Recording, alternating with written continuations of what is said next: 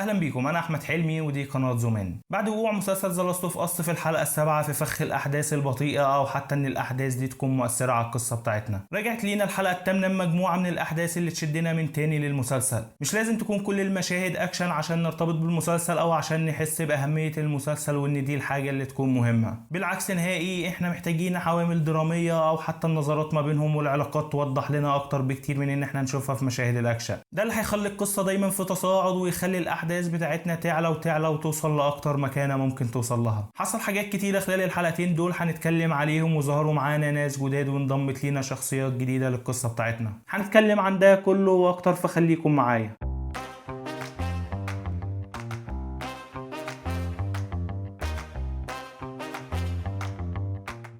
ويلا بينا نبدأ. والحلقة دي هتبقى متقسمة لجزئين. الجزء الأول هنتكلم في الأول عن الحلقة السابعة من المسلسل، وفي النص التاني هنتكلم عن الحلقة الثامنة. الحلقة السابعة اللي هتكمل معانا من النقطة اللي وقفنا فيها في الحلقة السادسة، وهي النقطة اللي احنا وقفنا فيها إصابة جول، وإن هو دلوقتي ما كناش عارفين إيه مصيره. أحسن حاجة حصلت إن ما حصلش أي قفزة زمنية أو إن أي حاجة اتغيرت. عشنا معاهم مع إيلي ومع جول الأحداث دي والترقب في الأول ما بينهم، وإن هي كانت بتحاول تساعده أو تنجده في الأول. ودي حاجة من الإيجابيات اللي حصلت من المسلسل، وده اللي زود الترابط ما بيننا وما بين المسلسل والقصة بتاعتنا. بس بعدها بنتفاجئ بجول بيطلب من إيلي إن هي تسيبه وتمشي وترجع تدور على تومي من تاني، مش عشان ينقذه أو حتى إنه يقدم المساعدة. هو كان عايز إن إيلي توصل له، لأن هو اللي هيقدر يكمل معاها الطريق، لأن جول كان فاكر نفسه خلاص بيموت. واللي بعدها بلحظات اتنقلنا وشفنا احداث من ماضي إيلي.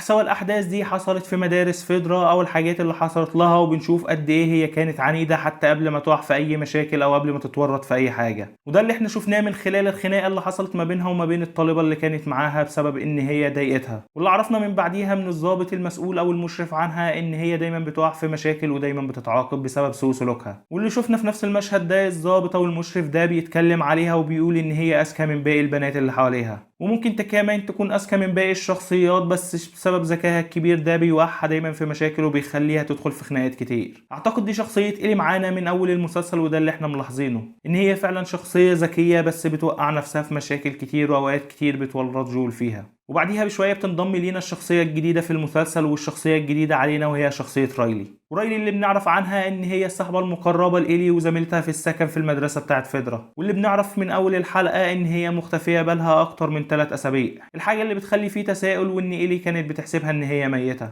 بس بعديها بنكتشف السر الكبير والمفاجأة الكبيرة ان رايلي سابت فيدرا وانضمت للفاير فلايرز. واللي بنشوف ان رايلي بتطلب من إيلي ان هي تخرج معاها الليلة دي وتقضيها بره المعسكر اللي هما فيه، وبتوعدها ان هي هتوريها حاجات هي عمرها ما شافتها، وان هي هتنبهر بالليلة دي ومش هتنساها. إيلي اللي بترفض في الأول بإصراره، وبعد كده بتوافق على طلب رايلي. ومع خروج إيلي ورايلي من المكان بنعرف إن رايلي انضمت للفاير فلايرز عن طريق مارلين اللي شافت رايلي بتتسحب قبل كده وأكتر من مرة وبتتسلل وبتخرج بره المكان بتاع فيدرا، وبتقترح عليها إن هي تنضم معاهم للفاير فلايرز وتناضل لأجل حرية المنطقة اللي هما فيها، الحاجة اللي بتخلي رايلي توافق وبتنضم ليهم فعلا. واللي بعدها بنشوف رايلي واخدة إيلي لمول قديم، الحاجة اللي كانت مفاجأة والحاجة اللي كانت ببساطة بتورينا إن أشكال التمدن انتهت نهائي. ان مكان زي ده مع انه موجود ولسه الحاجات ممكن تكون لسه زي ما هي فيه، الا ان شكل الاختلاف حصل من بعد المصابين. ولمجرد ان الناس فاكره ان في مصابين في المكان، ان ما عادش حد بيدخله وما عادش حد بيقرب منه او حد بيستخدمه. المشاهد في المول رغم سطحيتها وان هي تبان بسيطه، الا ان هي ده المقصود وان ده اللي كان مطلوب ان هو يبان. الحاجه اللي كانت رهيبه والاماكن اللي هم شافوها وانبهار إلي بكل حاجه، بالمحلات وبالاماكن اللي كانت موجوده جوه، حتى شكل الانوار واختلافها، وان هي منبهره بكل حاجه كانت موجوده. والمشهد اللي كان اكتر من روعه هو المشهد اللي كان في المنطقه اللي زي الملاهي اللي هم قعدوا يلعبوا فيها شويه، كان مشهد اكتر من روعه، وده اللي المخرجين دايما بياكدوه في معظم الحلقات، ان إيلي لسه طفله، حاجه اللي بتورينا البراءه اللي المفروض هي تكون فيها، وان هي ما تكونش في كل الاحداث دي. اعتقد ده كل مره وفي كل حلقه بيتلمح لنا للنقطه دي بطريقه ما. ده كله كوم، والمشهد اللي بعديه كوم تاني، مشهدهم وهم موجودين في المنطقة بتاعت ألعاب الفيديو. أعتقد المشهد ده كان مبهج ومختلف خالص، واللي طلعنا بره أجواء المسلسل، حتى في استخدامهم للألوان الكتيرة اللي خرجتنا بره جو المسلسل اللي ممكن يكون غامق شوية. بس كالعادة الحلو ما بيكملش، وبنشوف الخلافات اللي هتحصل بين إيلي ورايلي لما إيلي بتشوف المكان اللي هي متواجدة فيه، وإن هي منضمة فعلا للفاير فلايرز، وإن دي النقطة اللي هتكون فارقة ما بينهم. وخصوصا إن رايلي بتطلب من إيلي إن هي تنضم ليها معاهم للفاير فلايرز، وان هي تسيب فيدرا وتنتقل معاها، وان هي هتتنقل من المكان وهتمشي من المدينه كلها وبتطلب ان هي تيجي معاها. الحاجه اللي بتخلي إيلي تتخانق معاها وبتخليها ان هي تسيبها وتمشي. بس مع مشيان إيلي بنتفاجئ بصوت صريخ، واللي بتحسبه إيلي ان هو صوت رايلي وان حد بيهجم عليها، اللي بيخليها ترجع بسرعه لتكتشف ان دي الحاجه الاخيره والمفاجاه الاخيره اللي كانت رايلي مجهزها لها. وهما بيقعدوا يتفاهموا في النقطه دي وان ده اخر يوم لرايلي في المنطقه وان هي على الاقل تقضيها معاها. وبنوصل لنقطه التفاهم ما بينهم وان هي خلاص تقبلت فكره ان رايلي ماشيه وهتسيب المكان، وبنعرف الاسباب اللي رايلي هتسيبها وتمشي ليه، الحاجه اللي هتخلي السبب منطقي وتخلي إيلي توافق عليه اساسا. بس برضو الحلو ما بيكملش والمتعه دي ما بتكملش، وفي وسط اجواء اللي هم كانوا فيها من الاغاني والاستعراض اللي كانوا بيعملوه بنتفاجئ ان في موبوء بيهجم عليهم، حاجه اللي بتنتهي بشكل مأساوي بعض إيلي وعض رايلي، الحاجه اللي بتخلي نهايه قصتهم نهايه حزينه، والحاجه دي اللي ممكن تكون عملت تأثير شويه في الحلقه. ودي كانت اول اصابه تعرضت ليها إيلي قبل ما تعرف ان هي مميزه وان هي مختلفه عن باقي اللي حواليها وان هي هتقدر تنجح. الحاجه ده اللي عيشتنا معاهم المشاهد ان هي دي خلاص اوقاتهم الاخيره. ومع نهايه الذكريات دي بنرجع تاني للمشهد بتاعنا وان إيلي بتاخد قرارها ان هي مش هتسيب جول وتمشي، وبتقعد تدور على ادويه لحد المسلسل ما بينتهي وهي بتخيط الجرح بتاعه. كانت نهايه ممكن تقول ان احنا لسه برضو مش عارفين ايه حصل واحنا لسه واقفين عند النقطه دي. انا في اول الحلقه قلت عن الحلقه دي ان هي وقعت في فخ كبير، والفخ ده كان فخ واضح. الاحداث ما تقدمتش كتير، وكمان الدراما ما كانتش احسن حاجه اتقدمت فيها، لان الدراما اللي حصلت والمشاهد اللي حصلت ما ضافتش لقصتنا حاجه وما ادتلهاش طابع جديد. احنا دخلنا باسئله وخرجنا بنفس الاسئله، ويمكن كمان الاسئله زادت. دلوقتي احنا مش عارفين هي ايه اللي انضمت اساسا للفاير فلايرز، او بمعنى اصح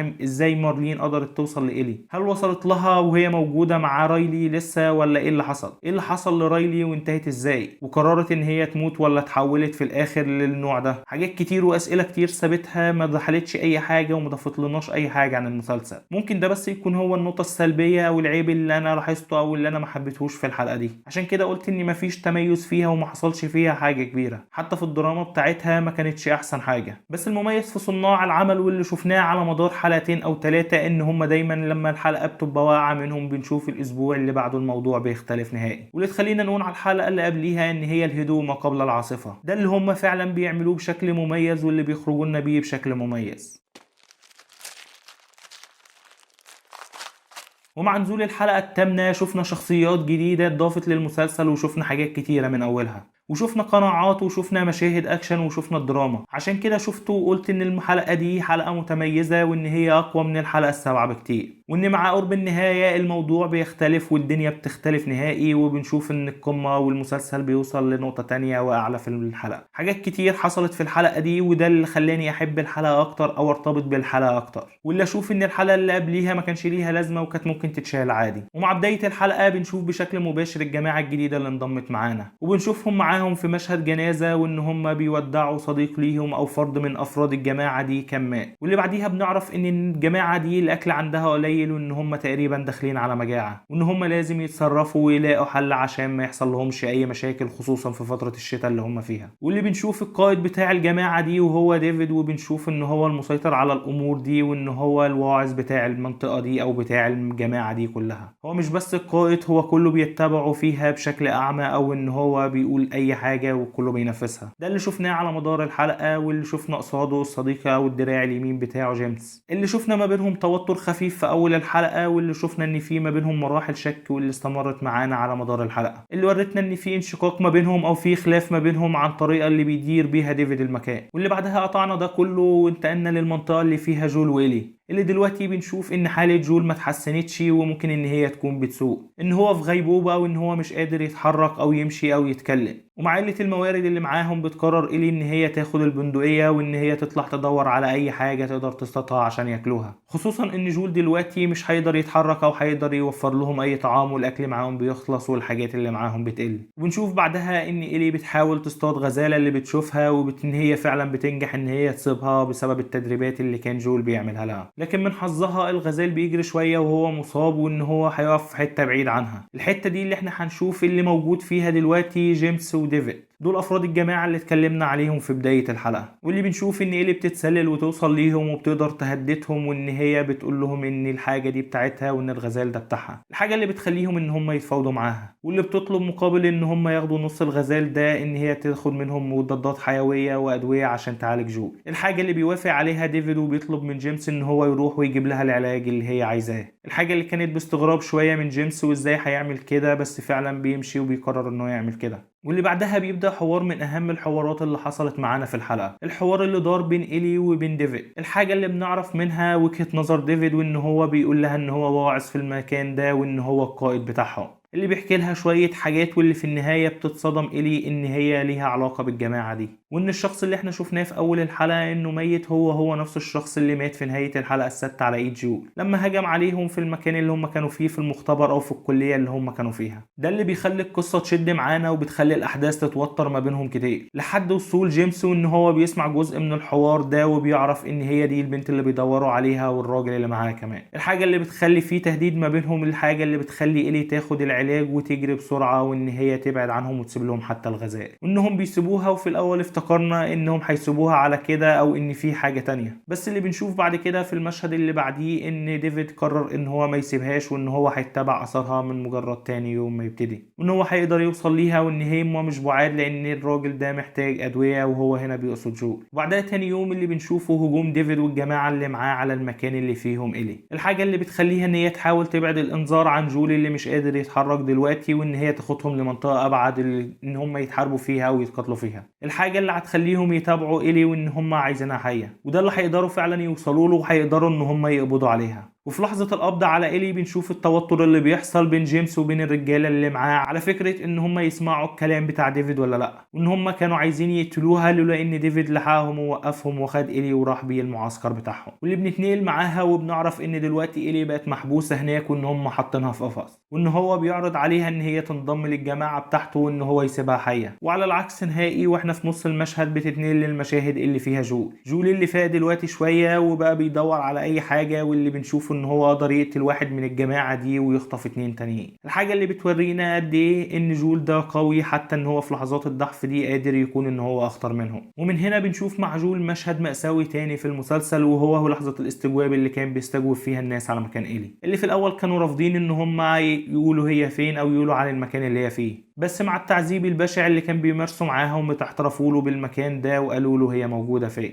مع كده هو ما سابهمش عايشين، قتلهم بكل برودة اعصاب وبكل مأساوية، الحاجة اللي تورينا ان هو مش همه اي حد تاني. هو دلوقتي بيحمي إيلي وبيحاول ان هو يوصلها للمكان اللي رايحه له، وان اي حد تاني هيقف ما بينه وما بين ده هو ممكن يقتله فعلا وان هو هيخلص منه، حاجة اللي تورينا جزء مأساوي وجزء سوادي جدا من جول، وده الحاجة اللي احنا شايفينها من أول المسلسل. وده اللي يرجعنا تاني للمنطقة اللي فيها إيلي دلوقتي، وبنشوفها وهي في الحبس وإن هي بتحاول تهرب لحد ما هتشوف منظر ممكن يكون أكتر مأساوية من اللي احنا شفناه مع جول من شوية. الحاجة اللي هي بتشوفها هي ودان بني آدم، وإن هما الناس دي بتاكل لحم البشر عادي، الحاجة اللي كانت صدمة ليها وكانت صدمة لينا واحنا بنتفرج احنا كمان، واللي بعديها أكدها ديفيد إن هما بيضطروا يعملوا الحاجة دي مع إنهم خجلانين منها، وإن مش كل الناس تعرف، بس هم بيعملوها على كل ده وان هم لازم يعملوا كده عشان ينجوا. حاجه اللي بتورينا قد ايه ان الراجل ده همجي، وان هو حتى عنيف، وان حتى ما عندوش اخلاقيات، ان حتى الميتين ممكن او ان هو بيقتل الناس عشان ياكلوا لحمهم بس. والمره دي بيعرض على إيلي تاني ان هي تنضم للجماعه بتاعته، وان هي بس مش هتكون منضمه للجماعه بتاعته، ان هو كمان عايزها تكون قريبه منه، وان هم هيكونوا الثنائي الافضل، وان هم هيقدروا يتحكموا في كل الامور، ان هو شايف فيها لمحه العنف اللي فيه، وان هو كمان عنيف زيها، وشايف ان هي هتقدر تنجا، وان هي قادره تتحمل حاجات مفيش حد غيرها بيقدر يتحملها، اللي خلاها شايف فيها البصيره، وان هي قائده بالفطره، وان هي دي اللي هتقدر تقود الناس دي من بعده. الحاجه اللي خلته يعرض عليها مره واتنين ان هي تكون معاه وان هي تتواجد معاه، وحتى عرض عليها ان هو هيسيب جول حي. حاجه اللي بيقول لها ان هم دول كل الناس بتسمع كلامه، وان هو هيسيب جول يعيش لو جول ما حاولش ان هو ياخدها تاني. بس اللي بنشوف بعدها رفض إيلي للعرض ده، وان هي بتكسر له صوابعه، وممكن من النقطة دي أقول إن الأحداث اتغيرت وإن الدنيا اختلفت، واللي بعديها شفنا مشهد أيقوني كبير، سواء من لحظة وصول جول للمكان وإن هو بيحاول يدخل المدينة بالتسلل أو إن هو يدخلها بالراحة من غير ما حد يحس بيه. بس المشهد الأيقوني أو المشهد الكبير كان هو مشهد إيلي، اللي فجأة بنشوف إن جيمس وديفيد داخلين عليها وبيسحبوها وبيقرروا إن هم يقتلوها، إن هو واخدها يقطعها وإن هو ده خلاص حلها وإن دلوقتي ده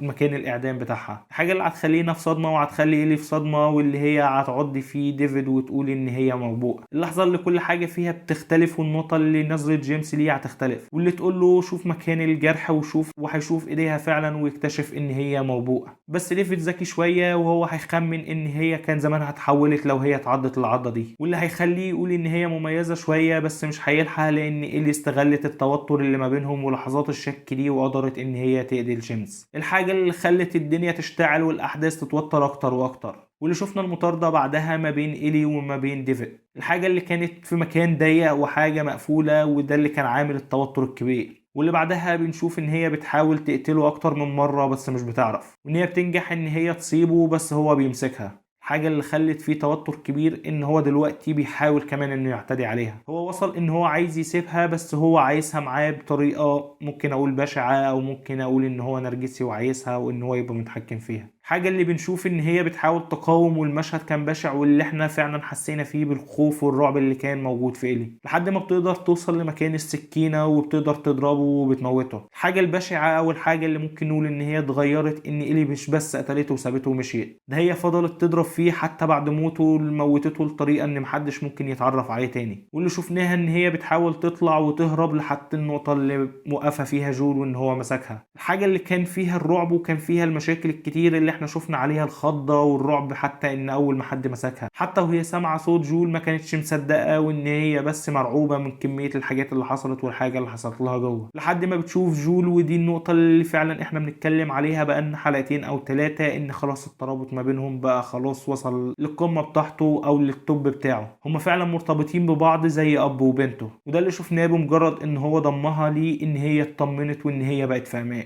الحاجة دي بتورينا قد ايه فعلا الترابط ما بينهم، وان ده اب ودي بنته. احنا كده خلاص خدنا منحنى تاني في القصة وخدنا شكل تاني في القصة. الحلقة بتنتهي معانا على النقطة دي وهم ماشيين بيبعدوا عن المدينة. الحلقة دي بصراحة كانت متميزة، وممكن اقول كمان ان هي هتحصل حاجات كتير وغيرت حاجات كتير. إلي قبل الحلقة دي كانت حاجة، وإلي بعد الحلقة دي هتكون حاجة تانية. احنا شفناها قبل كده بتحاول تعمل حاجات بس ما كانتش بكل الوحشية دي. المرة دي اول مرة تكون عنيفة او متوحشة للدرجة دي، بس ده ممكن اقول ان هو بسبب نوبة الفزع اللي هي كانت فيها والصدمة اللي هي كانت فيها، وان هي كانت بتحاول تدافع عن نفسها. التأثير ده ايه عليها ده اللي هنشوفه في الحلقة الجاية. اعتقد الحلقة الجاية هي الاخيرة على حسب ما اعلن. الحاجة دي اللي احنا هنشوفها وهنشوف النهاية هتحصل على ايه، ونشوف هيقفلوا الجزء ده على ايه. وبكده تكون انتهت حلقتنا النهارده. اتمنى لو عجبتكم انكم ما تنسوش تعملوا لايك وتشتركوا معانا في القناه، واشوفكم الحلقه الجايه. سلام.